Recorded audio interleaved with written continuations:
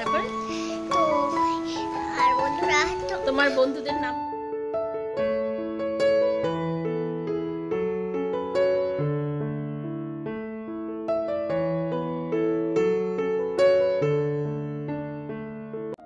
এই যে দেখছো বন্ধুরা, পিহু পিহু এখন শুয়ে পড়েছে, মুখ লুকিয়ে আছে, দেখাচ্ছে না, কিছু একটা করেছে। সেটা কি করেছে চলো ওকে একটু খোঁচাই, খুঁচিয়ে খুঁচিয়ে দেখি।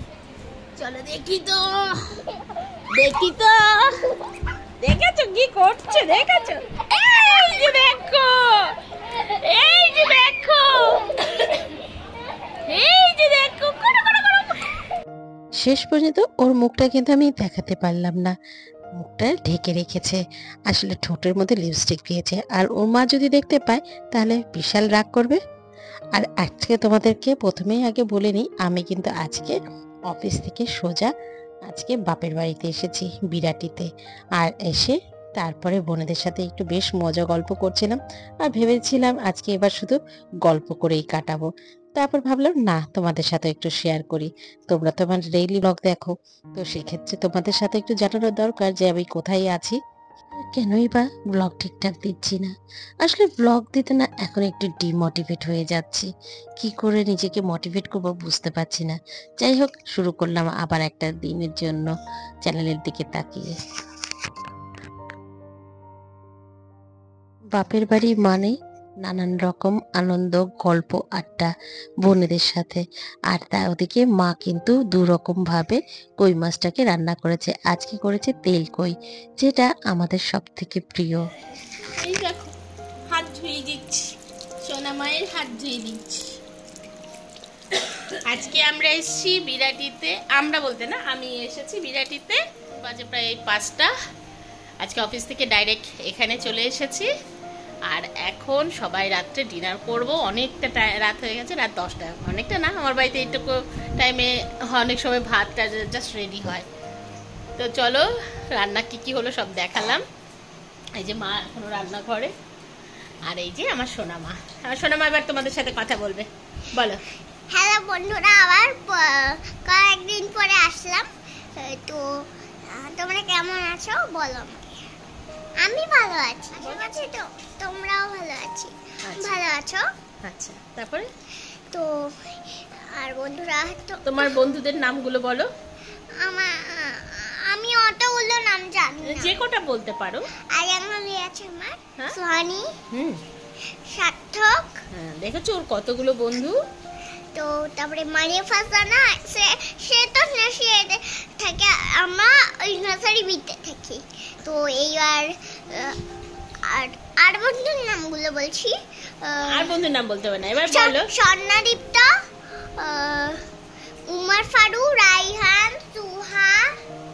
তারপরে আর বন্ধু আছে ওই সাত্বিকের খুব পছন্দ সোহানির। তো সোহানি এখন আর এবার আরিয়ান মাসি, আরিয়ানের পাশেই আর সাত্বিক এখন আমার বন্ধু হয়েছে। সোহানির সাথে আর বন্ধু হয়নি সাত্বিক। এইবার তো সোহানি হাই করে, তাও শোনে না। তো সেই কথাটা আমি বলি যে সাত্বিক বাংলাও জানে সাত্বিক। তো সাত্বিক বলছি যে সোহানি তোমাকে ডাকতেও শোনে না, আমি তাহলে আর ডাকি না। আর সোহানিকে গিয়ে বলি যে এই বলছি যে তো শুনছে না রে। তখন বলছে তাই, তখন বলে তাই, ঠিক আছে রে। ঠিক আছে, আজকের গল্পটা এই অবধি থাক, হ্যাঁ? আবার পরে আর, হ্যাঁ?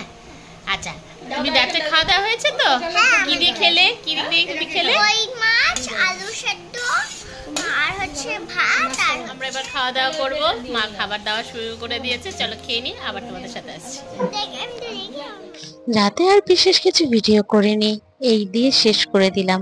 আর তারপর সকালবেলা ঘুম থেকে উঠে আগে চলে আসলাম মায়ের ছাদ বাগানে। আর তারপর বাবার বাড়ির দোতলাতে চলে এসেছি। এটা হচ্ছে বাবার লাস্ট হাতের কাজ। এই ঘরটা তৈরি করতে বাবার অনেক স্বপ্ন ছিল। স্বপ্ন ছিল 4 মেয়ে 4 জামাইকে নিয়ে একসাথে সবাই মিলে হই হুল্লোড় করে কাটাবে, যাতে সারা রাত সবাই মিলে একসাথে গল্পগুজব করতে পারি। আর তারপর ওই যে দেখছো হারমোনিয়াম, গিটার, আমার বোনেরা বেশ গান জানে, তো এখানে বসে গান বাজনাও হবে। অনেক স্বপ্ন ছিল, কিন্তু সব স্বপ্নটা যেন কেমন এক ধাক্কায় ভেঙে গেল। মনটা যেন মানাতে পারি না গো বন্ধুরা, যে বাবা আমাদের মাঝে নেই। বাপের বাড়ি আসলে এই জিনিসটা যেন আরো বেশি করে মনে পড়ে। কি আর করব, চলো যাই। একটু মনটা খারাপ হয়ে গেছিল। ওদিকে বোন উঠে আমাদের ছোট্ট গোপীকে, ওকে কিন্তু ঘুম থেকে ওঠাচ্ছে এবং সাথে বাল্য সেবা দেবে। চলো তারই কিছু দৃশ্য তোমাদের সাথে শেয়ার করি।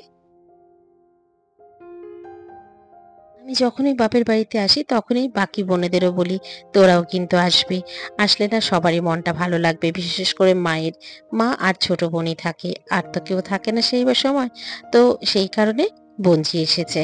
আর এই যে দেখছো, এই বোনঝি হচ্ছে আমার খুব পাকা, এর নাম পিহু। এই যে সকালবেলা ঘুম থেকে ওঠে বলে আমিও ভোলে বাবাকে ফুল বেলপাতা দেব, সমস্ত কিছু দেব। তা আমরা বলছিলাম তো স্নান করতে হবে, বলে না আমি কাপড় ছেড়ে, জামা কাপড় ছেড়ে তবেই দেব। যাই হোক, সেইভাবে জামা কাপড়, পরিষ্কার জামা কাপড় পরে এসে তারপরে কিন্তু ভোলে বাবাকে এই যে ফুল বেলপাতা দিচ্ছে। পড়ে যাবে, পেছনটা দাও, পেছনে দাও। ওং নমঃ শিবায়, ওং নমঃ শিবায়। তারপরে আমি বলছি যে না তুমি তো কালকে মাছ খেয়েছো, দেওয়া যাবে না মা। হ্যাঁ, বলে কি ফুল মাছ খাইনি? হ্যাঁ ঠিক তো। ফুল বলছে যে না আমি তো জামা চেঞ্জ করে নিয়েছি। এখানে যেমন ভোলে বাবাকে তিলক কাটায়, ঠিক সেইভাবে ও এক হাতে 3 আঙ্গুল দিয়ে ওর কপালে তিলক কেটেছে। সেটাকেই তোমাদের দেখানোর চেষ্টা করলাম। চলো এবার অন্য কাজ করব। চলো এবার দুপুরে রান্না শুরু করে দিলাম। আজ দুপুরে রান্না করব চাইনিজ ফ্রাইড রাইস আর ওদিকে চিলি চিকেন। তো সকালবেলা বোনের জামাই ও কিন্তু সমস্ত বাজার করে রেখে গেছে এবং তারপর সব বোনেরা মিলে সমস্ত কিছু আমাকে কেটে কুটে দিয়ে সাহায্য করছে, আর আমি রান্না করব। মাকে আজকে রান্না করতে দেব না। তো এখানে আমি চাইনিজ ফ্রাইড রাইস করছি, তার জন্য আগে রেসিপিটা একটু শেয়ার করি। এখানে প্রথমে ডিমের একটু ভুজিয়া করে নিয়েছি, ভুজিয়া করে তুলে রেখেছি। তারপর একটু চিকেন ছিল, চিকেন কিমা, সেগুলোকে সেদ্ধ করে তুলে রেখেছি। আর তারপর সেই কড়াতে তেল দিয়ে তাতে পেঁয়াজ, আদা, রসুন সেগুলোকে একটু হালকা ভেজেছি, বেশি কড়া ভাজবো না। আর তারপর এর মধ্যে আস্তে আস্তে চিকেন কিমাগুলো দিয়ে একটু নাড়াচাড়া করব। ব্যাস, এটা যেই ভাজা ভাজা হয়ে গেল তারপরে চালগুলো দিলাম এবং তারপর প্রয়োজন মতন সয়া সস, ভিনেগার, আর ওদিকে টেস্টিং সল্ট, লবণ, কাঁচা লঙ্কা, গোলমরিচ এগুলো দিলাম। দেওয়ার পরে তারপর চালটা বেশ ভালো করে ভাজা ভাজা করে এবার পরিমাণ মতন জল দেব। জলটা এখানে 1:2 রেশিওতে নিয়েছি। তারপর সেটা ওই হাঁড়িতে ট্রান্সফার করে দিলাম। ওটা ওদিকে হতে থাকলো আর এদিকে চিলি চিকেন করে নিলাম। চিলি চিকেনের রেসিপিটা আর নিয়ে শেয়ার করলাম না, কারণ কি বলতো, এটা তো সবাই আমরা কম বেশি জানি।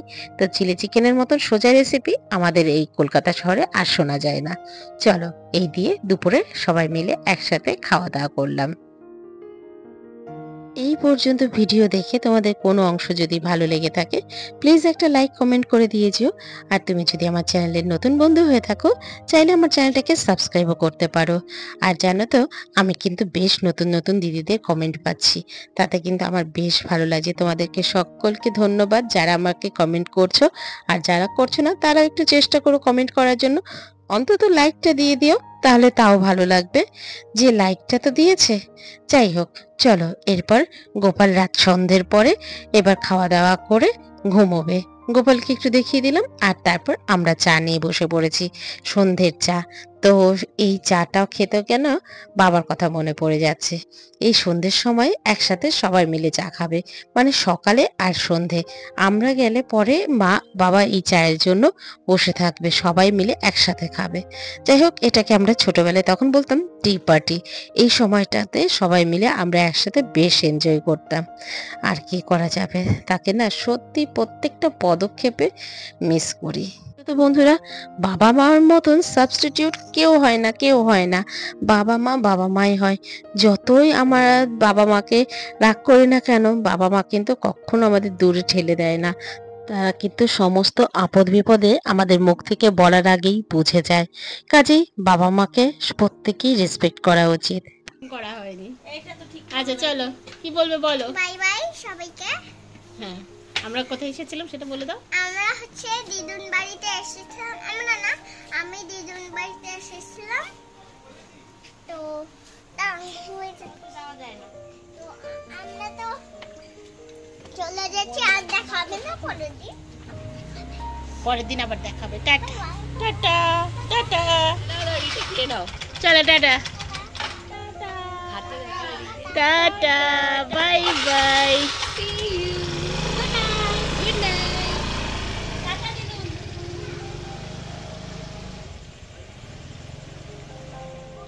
চলো গেট দিয়ে দিই, এর মতন ব্লগটা শেষ করি। ওরা চলে গেল, ঘর ফাঁকা হয়ে গেল। কেউ থাকলে বেশ ভালো লাগে।